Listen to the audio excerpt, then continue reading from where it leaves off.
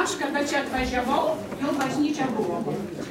Tačiau aš jums noriu truputėlį supažindinti su šios bažnyčios istorija koplyčios, kaip jinai buvo statoma, kaip buvo konsekruojama, šventinama.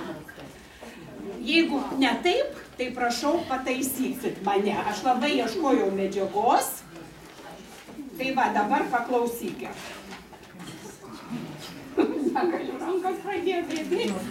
Šitą, reiškia, dar būdamas Vilniaus miesto arkivyskupas, metropolitas Audris Juozas Bačkis galvojo, svajojo Pilaitėje įkurti Švento Juozapo parapijos maldos namus. Gali būti, kad prie tokio sumanymo įgyvendinimo prisidėjo ir Pilaitės gyventojų nuogąstavimai, kad čia ėmė lankytis Jehovos, mormonų, vienu žodžiu, mormonų sektų atstovai, verbuoti ypatingai jaunąją kartą. Todėl kai kurie gyventojai, mamos kreipėsi į Šventos Marijos nekalto prisidėjimo parapijos kleboną.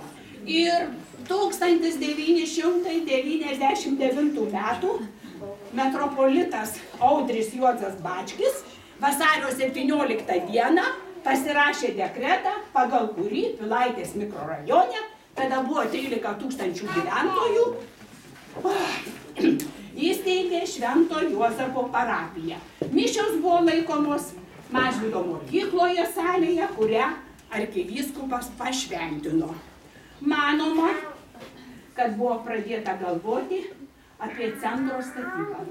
Jau 2001 metais, rugsėjo 8 dieną, jo eminencija konsekravo Švento Juozapo koplyčią. Ačiū, kas gali pataisykite, jeigu negerai.